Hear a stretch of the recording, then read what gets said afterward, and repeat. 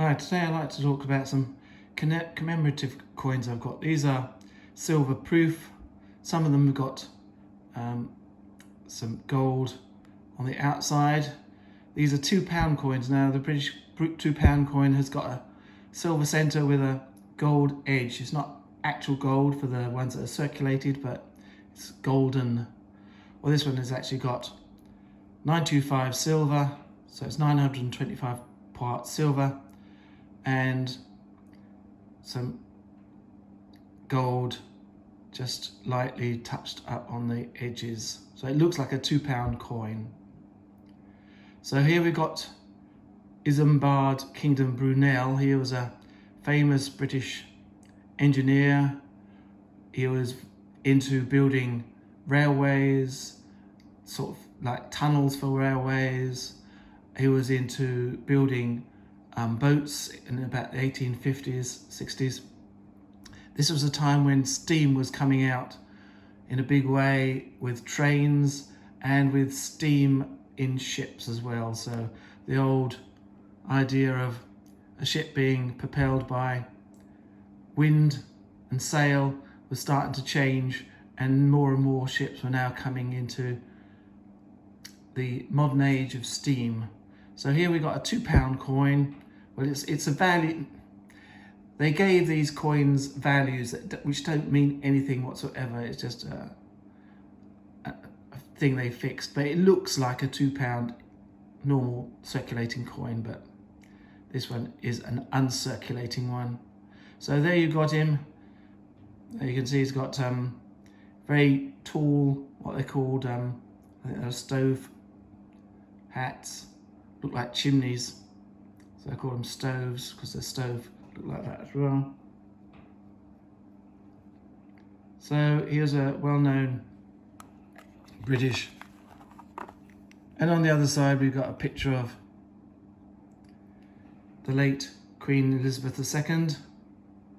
And what you can see in these are all Royal Mint, made by the Royal Mint, is the clarity and the depth of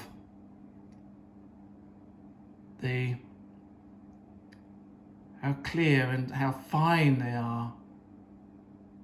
And then you've got Elizabeth II, Deo Gratia, by the grace of God, and Queen, and then Fid Def, Defender of the Faith. So she was supposed to be, that title was given to Henry VIII by the Pope before the schism with the Pope, because he wrote an article defending Rome, and very soon afterwards he would become an arch enemy of the Pope.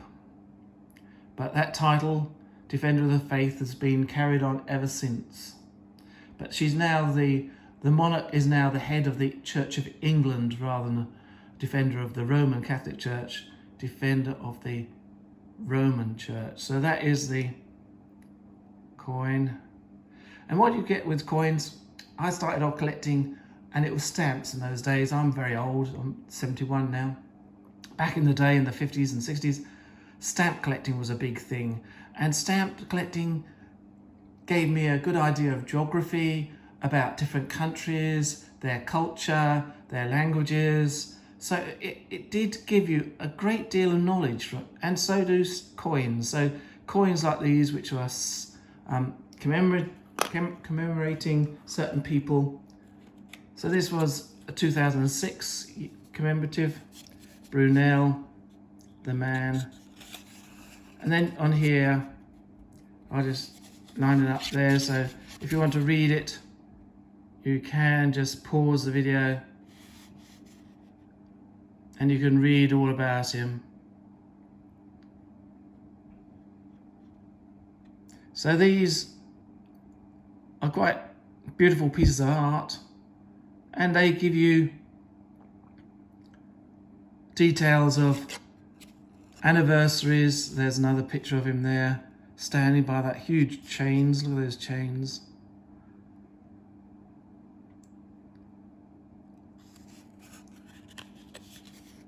And so 1806 to 2006. So that must have been when he was born, I think, 1806. And you can see from here it's got the Royal Mint. So it's made by the Royal Mint. Let's have a look at another one.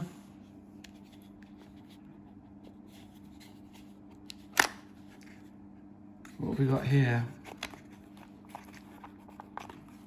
Let's have a look at the coin first and see if anybody can. So this is, again, it's a £2. Again, it's silver, 925 silver. So these aren't circulating coins. These are just produced for collectors and for the market. And the DNA double helix, 2003. So it's anniversary. So it's 1953, I think that is, to 2003. So 50 years. Again, beautiful decoration, lovely condition. And again, you've got a picture of the late Elizabeth II's portrait. These I've got from a market trader quite recently at a nice price. So this, again, it tells you a bit more information about it. DNA celebrating the 50th anniversary of the double helix discovery. And it's a silver proof £2 UK coin. Inside, again, it gives you some details which I'll show you, so you can, if you're interested, you can take some information.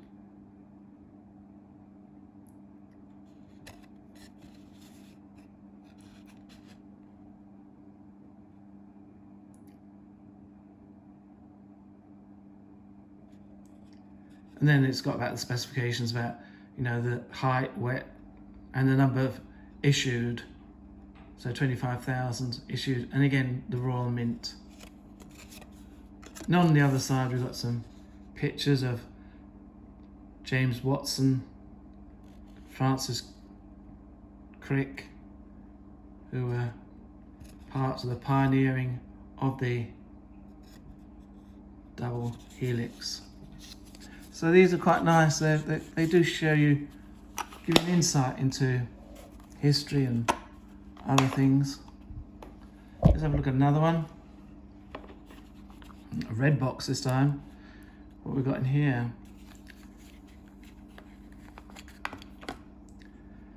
So we've got, this is the Queen and her husband, Philip.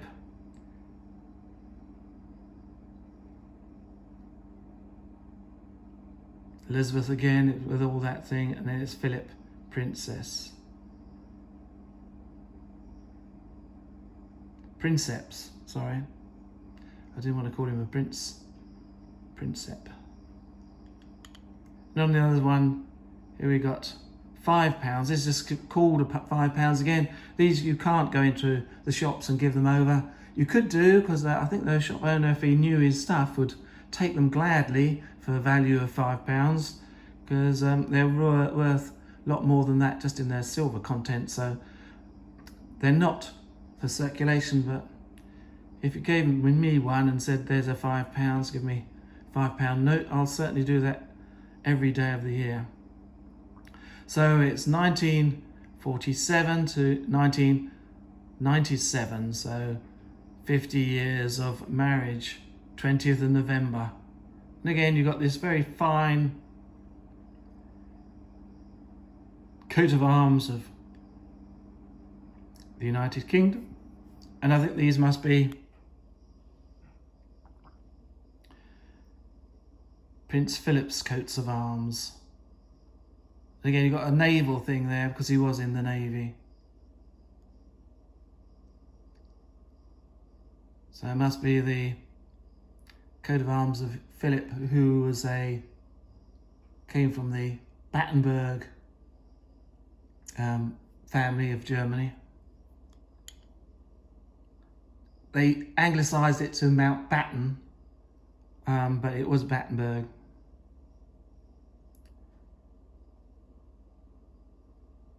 So really the family would have been then Battenberg, because it takes the man's family name. So Windsor was a made-up name. They were a German name of Goethe, when Queen Victoria married Prince Albert, she took his surname, so there would have been a German name of Saxe-Coburg-Gotha, I think it was. But during the First World War, because of the anti-German feeling, the then king said he would change the name from Saxe-Coburg-Gotha to Windsor. It's just a made-up name. It's just come from the castle of Windsor. And so they've always called themselves Windsor, and it's always gone even to the Charles III, our present king. He's always also acknowledged that he would be called Windsor. Again, you've got a little note, silver proof, £5, with some just details. So there's nothing here about the marriage or pictures or something like that. It's just a very simple one. Let's have a look at another one.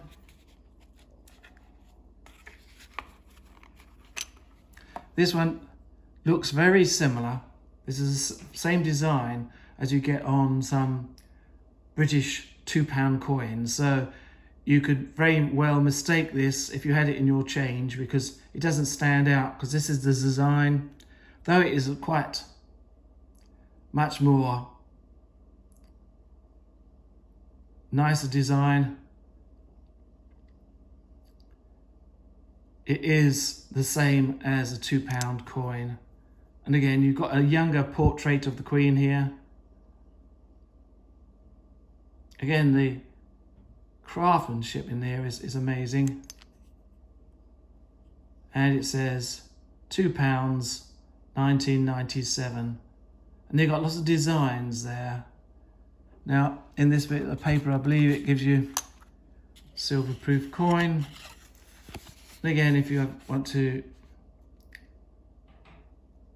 look at this in more detail, just pause the video. And so there's lots of features of this. Cogs and wheels, that it's a central one, looks like it's a Celtic design. The early people of Britain were the Celts, and still are in some parts. And then you got the cogs and wheels of the Industrial Revolution, where everything was getting industrialized. So if you want to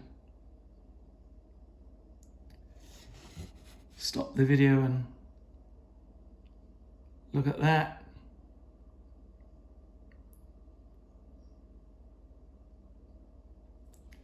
So it's best to keep these in their little containers, because as it says in there, if you take them out of the containers and put your fingers on there, it does cause a problem. So let's have a look at the last one for today. I've got a number of others to see, but I think I'll keep them to short little videos, so keep you on tenterhooks to see what I've got next coming out. And this one, it's just silver, no gold surrounding it. 1996, and it's a football. You can see very nice, almost 3D effect. But 1996. On the other side is a youngish, it's the sort of the second or sort of third portrait of the Queen. And again, it's a £2 coin, but it's not like anything that would have been circulating in your change. This one's commemorating a celebration of football or soccer as it is sometimes known, is attributed to Britain as the beginning of football. And here again, I'll let you pause it if you want to read all the details. So it was introduced in the early medieval period, about the time of William the Conqueror, it was known of, and it was mainly a competition between rival gangs or well, not gangs, let's say neighbours and communities, and they would have a ball, and it would be almost without rules, just trying to get it from one side to the other. So if you could get the ball to your court or to the other court, you got some prestige. And it was only later that rules were set and it became laid down about the size of the pitch, how the foot, you can't use your hands or body, and certain things like, you can't punch the other person in the face or something like that, which probably happened a lot more in the olden days. So it became much more genteel sport rather than just a rough and ready scrum that it used to be. So I hope that gives you an idea of what football was all about. 1996 celebration of football. So there you have 5 coins that I recently got. I hope that was of interest. I've got some more here. About 6 just in this pile, so I'll bring those in next time. I hope that was of interest and you learned a bit more, because I think that's the thing about when you're getting every day, you should learn something new. It helps the brain keep going. And being a collector, it makes me get up in the morning, because I'm always wanting to collect. It is a bit of an addiction. It's like cigarettes or drink. It can be addictive, but it gets you up in the morning because you're always looking for that new item to purchase. So you've got that scavenging, early manhunt sort of thing, that you're out there hunting for the next nice item. Okay, I hope that was of interest. Please give it a thumbs up and subscribe if you haven't. I'm up to 200, hooray! So that's all very good. And I'll come back to you again with some more information. Please subscribe, comment, and I'll come back to you soon. Bye.